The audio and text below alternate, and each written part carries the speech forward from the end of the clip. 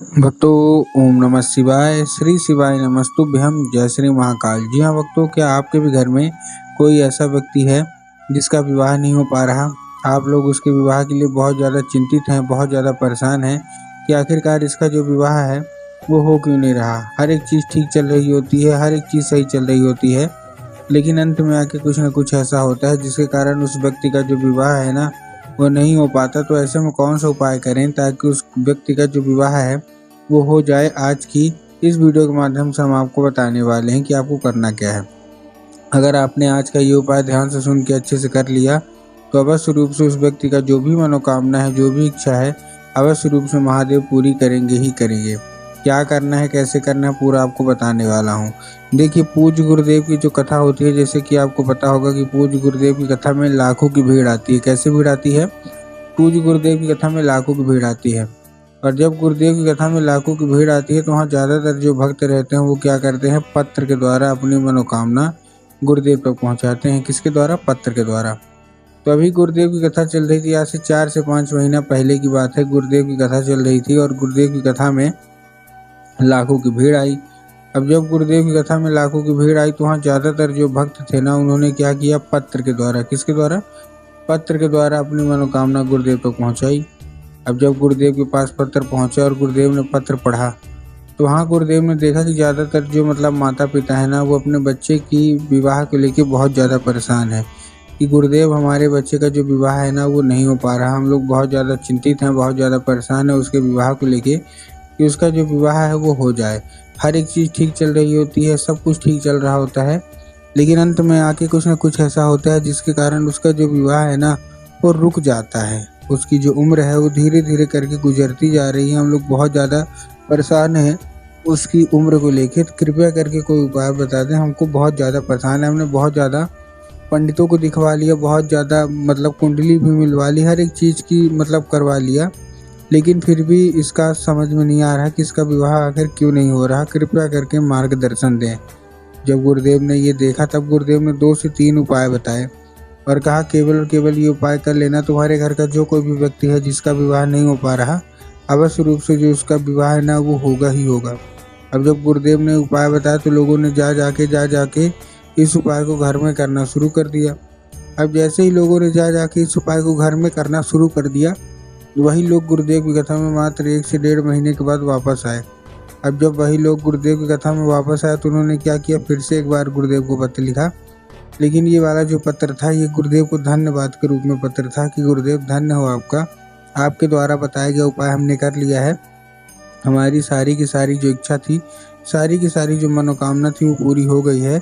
हमारे घर का जो व्यक्ति था जिसका विवाह में अड़चनें आ रही थी, अब वो अड़चन दूरी हो गई है, उस व्यक्ति का विवाह पक्का हो गया है और ये केवल आपके द्वारा बताया गया उपाय से ही हुआ है। तो आपका कोटि कोटि धन्यवाद।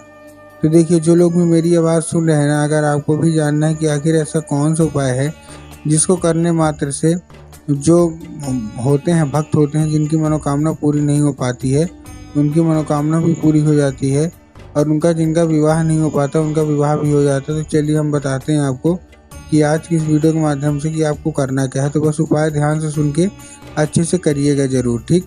लेकिन उससे पहले चैनल पे अगर पहली बार आए हैं और आवाज़ मेरी पहली बार सुन रहे हैं तो वीडियो कर दें लाइक और चैनल को भी कर लें सब्सक्राइब, ताकि पूजनीय पंडित प्रदीप जी मिश्रा के रोज़ नए नए उपाय जो कि मैं उनकी कथा से सुनता हूँ, श्रवण करता हूँ, सबसे पहले मैं आपको प्राप्त करा सकूँ, ठीक? तो देखिए, जो हमारा सबसे पहला उपाय है, इस उपाय में आपको 3 काली मिर्च और 1 धतूरे से उपाय कर रहे हैं। क्या क्या करना है? 3 काली मिर्च लेना और 1 धतूरा लेना है। अब देखिए, काली मिर्च और काली तिल में ना बहुत सारे लोग कंफ्यूज होते हैं कि हमको काली मिर्च लेना है कि काली तिल लेना है। कृपया करके हमको थोड़ा साफ साफ बताएं। तब गुरुदेव ने साफ साफ बताया कि आपको क्या लेना है, आपको लेना है काली मिर्च, ठीक? काली मिर्च ले लिया, साथ में आपको 1 धतूरा चाहिए, ठीक? धतूरा भी ले लीजिए। धतूरा लेने के बाद आपको करना क्या है, अपने बच्चे के हाथ में दे देना है उसको, जो भी जिसका भी विवाह नहीं हो पा रहा, और उसको भेज देना है कहाँ, सीधा सीधा शिव मंदिर। अब जैसे आप शिव मंदिर भेजेंगे, शिव मंदिर भेजने के बाद उसको बोलना है कि दक्षिण दिशा में खड़ा हो जाए और उत्तर की ओर अपना चेहरा कर ले। अब देखिए, दक्षिण और उत्तर में भी बहुत सारे लोग कंफ्यूज होते हैं कि दक्षिण क्या है, उत्तर क्या है, हमको थोड़ा साफ साफ बताओ। तब गुरुदेव ने साफ साफ बताया है कि क्या करना है कि जलाधारी शिव मंदिर की जिधर साइड जलाधारी होगी आपको अपना चेहरा उधर साइड करके खड़े हो जाना है। ठीक, खड़े हो गए। खड़े होने के बाद आपको एक नाम लेके, कौन सा? महादेव का बहुत ही सुंदर सा नाम है श्रम्भेश्वर महादेव। तो बस आपको करना क्या है, आपको श्रम्भेश्वर महादेव का नाम लेके उन्हीं का स्मरण करके आपको चुपचाप क्या कर देना है, आपको अर्पित कर देना है बस। पूज्य गुरुदेव कहते हैं कि अगर आपने श्रम्भेश्वर महादेव का ये उपाय कर लिया तो अवश्य रूप से जो मनोकामना है, जो इच्छा है, वो पूरी होगी ही होगी। ठीक है, ये था हमारा कौन सा, ये था हमारा पहला उपाय। अब हम चलते हैं अपने दूसरे उपाय की ओर। अब देखिए जो हमारा दूसरा उपाय है, दूसरा उपाय कौन सा है? इस उपाय के लिए आपको 11 लाल फूल चाहिए। कितने? 11 के 11 आपको लाल फूल चाहिए। ठीक, लाल फूल आपने ले लिए। अब लाल फूल आप कोई से भी ले सकते हैं, गुलाब का ले लीजिए, गुड़हल का ले लीजिए, जो भी आपको पसंद आए, अच्छा लगे आप ले लीजिए। ठीक, बस आपको एक दो चीज़ का ध्यान रखना है कि जो फूल है वो कहीं से भी कटा फटा नहीं होना चाहिए, कहीं से भी खंडित नहीं होना चाहिए। इन सब चीज़ों का आपको ध्यान रखना है। ठीक, ले लिया। लेने के बाद आपको करना क्या है, जैसे आपने ले लिया, लेने के बाद आपको लेके पहुंच जाना है सीधा सीधा शिव मंदिर। जिनका विवाह नहीं हो पा रहा, शिव मंदिर पहुंच गए। शिव मंदिर पहुंचने के बाद देखिए आपको करना क्या है, जैसे आप शिव मंदिर पहुंच गए, शिव मंदिर पहुंचने के बाद आपको क्या करना है, आपके दिमाग में आया होगा कि जाएंगे और बाबा भोलेनाथ के ऊपर अर्पित कर देंगे, जो कि पूर्णतः गलत है। आपको बाबा भोलेनाथ के ऊपर अर्पित नहीं करना। आपको कहाँ अर्पित करना है? आपको अर्पित करना है माता सुख सुंदरी की जगह पे। अब देखिए जिनको पता है कि माता सुख सुंदरी की जगह कहाँ होती है उनका तो ठीक, लेकिन बहुत सारे ऐसे लोग हैं जिनको यही नहीं पता कि माता सुख सुंदरी की जगह होती कहाँ है। तब गुरुदेव ने बताया कि जलाधारी जो होती है, जलाधारी के बिल्कुल बीचों बीच माता सुख सुंदरी की जगह होती है।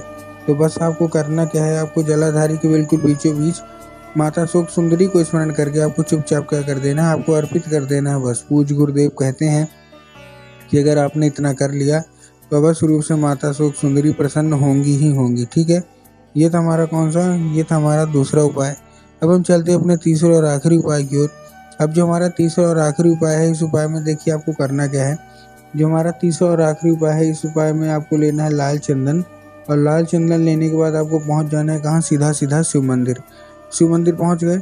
अब शिव मंदिर पहुंचने के बाद आपको करना क्या है, जो जलाधारी मैंने आपको बताया, जो जगह होती है जलाधारी की, तो जलाधारी के जो जलाधारी है उसमें आपको अपने दाहिने हाथ की कोई एक उंगली से क्या करना है, दाहिने राइट हैंड की एक उंगली से आपको 3 बार बिंदी के रूप में टीका लगाना है। कहाँ? 3 बार बिंदी के रूप में टीका लगाना है। कहाँ पास? माता सुख सुंदरी की जगह पे।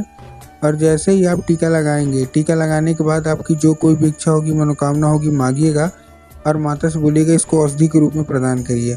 अब क्या होगा, 5 मिनट तक आप खड़े रहिए, उसी जगह पे आपको फिर से टच करना है 3 बार और वही उंगली बिना हाथ धोए लेके आ जाइए घर। जैसे आप घर आएंगे, घर आने के बाद आपको जहाँ आप सोते हैं उधर साइड की जो दीवार होगी, जिधर साइड आप सर करके सोते हैं, उधर साइड की दीवार में आपको उंगली लगा देना है।